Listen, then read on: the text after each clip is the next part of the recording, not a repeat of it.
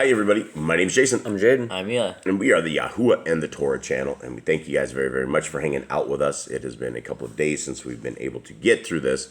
We've had some wild stuff happen down in and around our lands. And we had some nightmare-ish issue that happened that I have... from the very beginning of moving out to these jungles, I tell these boys every single day to put your shoes on. Never, ever go outside without your shoes on. We live in the land of snakes. And Jaden did not he went outside with his little flip-flop things on in the middle of the night, and a snake bit him in the foot. And it was one of these diamondback snakes that are the poisonous ones that I guess will kill you. And we didn't know what to do, and it was an extremely wild moment. And we have a lot of wild moments in this house, things that would surprise you guys, things you probably would never watch our videos again, knowing that we're insane people. And so as we are insane people, and Jade got bit by the snake, we didn't know what to actually do on this. The good news is, I don't know if it's even good news, because we thought maybe he didn't die because the snake was small. It was a smaller snake, but you can definitely see two fang marks into his foot. And so after he got bit, we didn't know what to expect. And so this insane family is running around with their heads chopped off like a bunch of chickens, and nothing happened. It just looked like a bite. It looks like two fang marks in his foot. And it appeared as it was happening, I didn't really know what to expect. And then we went and looked up we thought maybe the baby snakes didn't have any poison or something of the sort because it was a baby snake. But then we read that they have as much poison as the other ones. And then we got to thinking that maybe this was like Paul, when Paul got the adder and it bit him in the arm and it hung on him and he dumped it in the fire and everyone thought he was done because nothing happened, even as it did not swell up, it did not do anything to him at all. And so I think we witnessed a miracle. And so the more that I think about this, and the more that we are the more that things drop around us from things like snakes and the things where we're able to stay alive, I think it was a miracle we experienced. And I just don't have enough experience with snakes to be sitting here. This is an absolute miracle, but it is a miracle. We're very, very thankful that Jaden's still alive. I caution these boys every single day never to walk out the house without shoes. And so I probably said this 1,000 times. I would probably say, since we've been down here, at least 1,000. Anyone of you guys, have I said it less than 1,000 times? I don't know. How many times do you think? I haven't counted. I don't know. I mean, it's at least, once a day, several times a week. I mean, Mystical, how many times? Lots. Like, how many are lots? I don't know, a lot. Like, this is our main thing. Watch out for snakes. Watch out for snakes. Watch out for snakes. And then we go off tiptoeing out through the jungle with walking through the jungle with no shoes on, essentially. So we're lucky to be alive again. And I think as more of this, as we research more about little snakes, we'll probably call this one a miracle. Call it the adder miracle or something of the sort, where Jade actually lived through this and didn't have anything that affected him on this at all. It was just a bite on the foot. And so very, very, very lucky, very, very, very blessed. And so here we are. Jade is alive simply by the hand of Yah. Say hi to everybody, Jade. All right. There you go. He's alive. Okay. All right. So here we are into the book of 1st SHEMU'ÊL. And prior to this, guys, this is Yah's scriptures. This is the greatest English translation that you will ever find anywhere. There's no such translation anywhere on the market at all, and there's no such price that you will see right here. We are still hoping. We're looking for the end of February, sometime in March, for our delivery date. We will, as we get closer, we will know. They are late on getting us our sample copy. We were supposed to have that in the middle of January. We have not seen that yet. So we are very much anticipating this. Once we have this in our hands, we'll get some videos out to you guys. But you will not find another scriptures anywhere. This is 103 books, completely restored names of our Creator and His Son and all of our forefathers. Everything is back in order. All of the man-made translations have been cleaned up. Everything has been completely just changed up. Now, you can get the free PDF. It's the exact same version that we're printing, absolutely free of charge right here. And we have, it's a month. We've given another 250 scriptures out on one site. We gave over 150 out on another site. So we're every single month we're giving tremendous amounts of scriptures away. Lots of people are reading this. Lots of people love the eSword app. Guys, the version 1.04, Yah Scriptures, is in the eSword. Lots and lots and lots of people are enjoying this, and they love this version of it. It's also for iOS and is also for Android. Now, our Android app, which is Yah Scriptures, is it's on the way. It's looking very, very good. It's very, very close. But even when we get it finalized, we're not going to be able to put it out because it's about 1,000 fixes behind, because it has literally taken half of a year to develop this when it was supposed to take like a couple months. I don't even know if it's half a year or more what it's taken at this point. But it will be available. We're going to get some beta testers out there here probably this week or so, and we'll do a calling and a video for anybody that wants to help beta test the current version that we have and send in errors. We're only looking for people that are very have time on their hands right now, that they're able to do this, that they can look through it, that they can take a copy of the regular Hallelujah Scriptures, compare it with our version of it, and make sure it is jot for jot and tittle for tittle. And so that is what we have. Now, last thing, you guys can get all these books right here. These are all available at Amazon. The Book of Adam and Eve, The Writings of Abraham, the Book of Enoch, Yasher, Testament of the 12. It's a book you will not find anywhere else except in Yah Scriptures, or the PDFs that we have available, and also the Book of Jubilees. And again, if you don't want to get the PDFs, these are all free. You can get all those same books right here in the Apocrypha single column edition right there.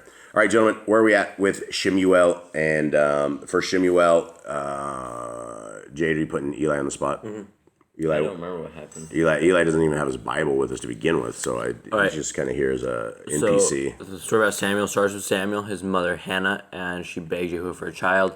Yahuwah gives her a child. She dedicates him to Yahuwah. He gets raised by the priest Eli.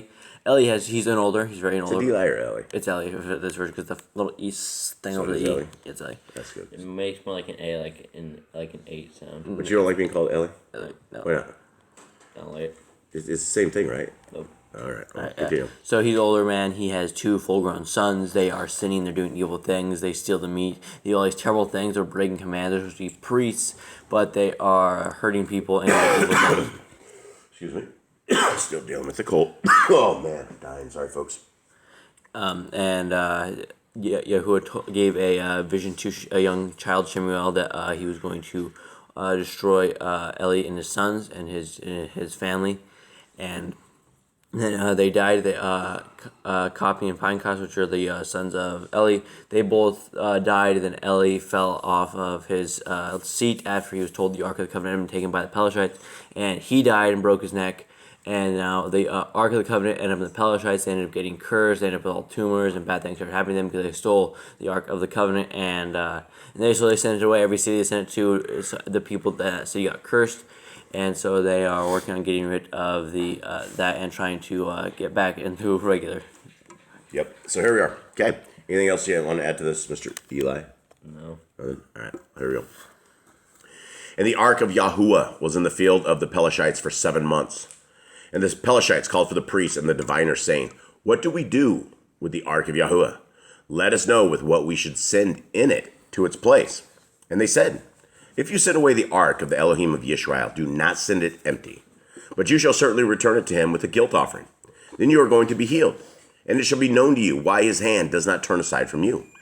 And they said, "What is the guilt offering which we return to him?" And they answered, sorry guys, sitting here sniffing it up, still got a little bit of a cold left. A little bit of the common average cold. Okay, the number of the princes of the Pelashites, the 5 golden tumors and 5 golden rats, for the same plague was on all of you and on all your princes. All right, so what did he just tell him to return back to him? To give him a guilt offering, but I don't know what a golden tumor is. What is a tumor? It's like a cancer. Yeah, but what would you envision it look like? I don't know. A glob of something? Yeah. Right? And so these guys are all like cancer ridden or something. Right, Like the tumors they have all gone get mad. tumors, and so like they're gonna give them 5 golden rats. 5 golden tumor, yeah. So they're gonna melt up like a blob of something and give it to them, and also the five golden rats. Okay, 5. And you shall make images of your tumors and images of your rats that ruin the land, and you shall give esteem to the Elohim of Yisrael. It could be that he lifts his hand from you, from your mighty ones, and from your land. And why do you harden your hearts as the Mitzrites and Pharaoh hardened their hearts when he had severely dealt with them? Did they not send them away, and they went? And now, take and make a new wagon, and 2 milk cows, which have never been yoked, and hitch the cows to the wagon, and take their calves home, away from them. Okay, what do you suppose is going to happen if you take a brand new cow that has never been hooked into a wagon and you hook a halter thing on them? It's not gonna know what to do. It's gonna like go crazy. This is going to stand there? Is it going to sit there? I don't think so. I mean, if it doesn't know what's going on, if it's not familiar with it, it's not going to. It's going to be freaking out, okay. right? So they're taking 2 brand new cows that have never been hooked to a wagon, and did we do 7?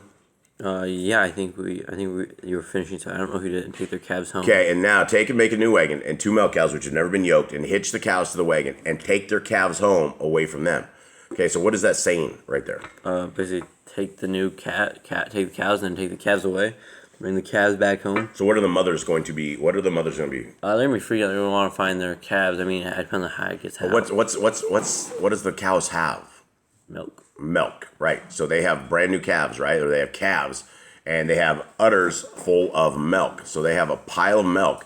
Now, do you think they're just sending the cows with the milk for no reason at all? Maybe give them like fresh milk. I don't know. Maybe more of the guilt offering. Yeah, more it's like a sacrifice part of it, right? They give them some milking cows. If you ever go and get a cow, you want to attempt to get a milking cow, and you can't get a milking cow unless they have a calf. That's just the way it is.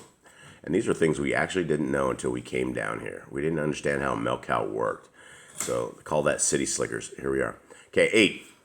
And take the ark of Yahuwah and put it on the wagon, and put the objects of gold which you are returning to him as a guilt offering in a chest by its side, and send it away, and it shall go. And you shall see, if it goes up the way to its own border, to Beth Shemesh, then he has done us this great evil. But if not, then we shall know that his hand has not come against us. The accident it was to us, an accident. And the men did so, and took the 2 milk cows, and hitched them to the wagon, and shut up their calves at home. And they put the ark of Yahuwah on the wagon, and the chest with the gold rats and the images of their tumors. And the cows went straight for the way to Beth Shemesh, and went along the highway, bellowing as they went, and did not turn aside right or left. And the princes of the Pelishites went after them to the border of Beth Shemesh. So they're basically crawling them down to the saying like, go, so they don't have to case because we know if you touch the ark, you die. So. Well, I mean, here's the gig. If it was not meant to be, and they hook a couple of cows up to this, and they put the ark on it, and it wanders around in a circle for 3 days straight. Well, it wouldn't be. These guys are pushing them down the road. Yeah, well, they're not really pushing them down the road. I don't think they're pushing them at the road at all. And the Pelishites went after them, so they're right behind them. They're not. I don't think they went after them to push them down the road. The whole point of this was to hook the cows up, and where do the cows go? If the cows walked to Beth Shemesh, then it was because of them and their actions that they did it. But if the cows walked around in a circle and didn't go anywhere, and they just followed after them, then they would know that it had nothing to do with Elohim Most High doing this to them. You understand? Right. Another thing is, a few of them probably died trying to move the thing because they didn't know about the poles, or maybe they did, and maybe they had that information, but they had to use the poles to move this, and if they didn't, they were dead, because we know later, I think it's in 2 Samuel, where the one guy, he touches the ark trying David's guy? Yeah, he starts him tipping over, and it makes David really angry. Yeah, David's homeboy gets killed. Okay, let's see, where are we We're at? on 13. 13? Yep. Okay, 13. And Beth Shemesh were reaping their wheat harvest in the valley, and they lifted their eyes and saw the ark, and rejoiced to see it. And the wagon came into the field of Yehoshua of Beth Shemesh, and stood there. And there was a great stone. So they split the wood of the wagon, and offered the cows as a burnt offering to Yahuwah. Now, is this the same Yehoshua, do you think? Probably, because yeah, probably. So we probably look at the map, but Beth Shemesh is probably in Ephraim.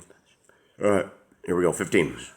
And the Lewites took down the ark of Yahuwah and the chest that was in it, in which were objects of gold, and put them on the great stone. And the men of Bet Shemesh slaughtered burnt offerings, and made offerings the same day to Yahuwah.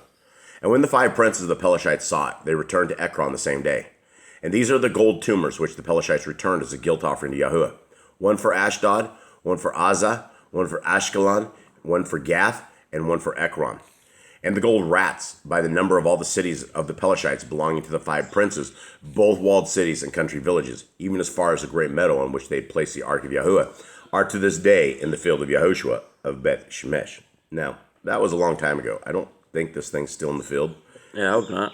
Right? They always write this in scriptures like it is to this day, but we're like 5,000 years later than what it was to the day when they wrote this. Yep. 19. And he smote among the men of Beth Shemesh, for they had looked into the ark of Yahuwah. He smote among the people 70 men, and the people mourned because Yahuwah smote among the people a great smiting. Okay, so these people obviously probably touched the ark to get into it, unless they, use a stick or something to push the lid up. But, I mean, these lids, I think if they had the cherubim on there, this was the full-on ark, it was probably a really heavy deal. So, anyway, these guys, 70 of them got smoted. Thoughts, anyone? Yeah, don't mess with Yahuwah. Yeah, don't touch his ark, I guess. Yeah, okay. don't take, that's like the one thing I really like you can't touch or you will die. There's many other things he has like that. See, like the mountain, when they were giving the commands, so this is like really important to him, like do not touch. Yeah, and you would think that everybody in Israel would know what the Ark of the Covenant looked like. I mean, maybe these guys didn't know. Maybe they hadn't seen it. Yeah, how did they look into the Ark? Someone had to remove the lid, and that means those guys opened it, died, and they saw the people die. They went and looked in it right after those two tried to open it. I mean, yeah, in the old satanic movies back in the day, there was one called Raiders of the Lost. Was it Raiders of the Lost Ark? I think it was Raiders of the Lost Ark. And they Harrison Ford, they went and found the Ark of the Covenant, and it was somewhere in Russia or something. Very end of the movie, they decided they were going to look in it, and all these guys, they were Harrison Ford was like trapped somewhere, and he was the only dude that looked away, and they popped the lid of this ark up, and the sand all around them, things start coming out, everything consumed. It killed everybody that was there. At the end, Harrison Ford was the only dude left, and the ark was just there. All these soldiers, everybody had died. And so, I don't know, that's obviously Hollywood, and that's obviously satanic stuff. But they did die for looking into it. Yeah, they all died. They did. And so, old Harrison, Indiana, was the only dude that had the understanding not to, look at what it was. Okay, 20. And the men of Bet Shemesh said, who is able to stand before this Kodesh Yahuwah Elohim? And to whom shall he go from us? And they sent messengers to the inhabitants of Kiriath Yearim, saying, the Pelashites have brought back the ark of Yahuwah. Come down, take it up to you. All right, there we go, folks. We have the end of chapter 6. Seis, no más. Anyone have anything, Eli? You've just really, really talked your way out of this one today. Is there anything you have for us? No. Nothing at all? No. You have a joke? Do you say anything other than no? I had a joke, but I've forgotten it. Okay. All right. Well, I guess that's it. So, anyway. Yeah, if you ever come across the ark, don't touch it. Don't look at it. Just leave it alone. Yeah, you shouldn't touch. You shouldn't look in the ark if you see it. Probably shouldn't stick around too long. Yeah, I don't know where you're going to be with that, but you got to be very careful, I suppose. All right. Well, with that, everybody, we hope that you guys have a wonderful day. Thank you very much. All right. We're out. Shalom.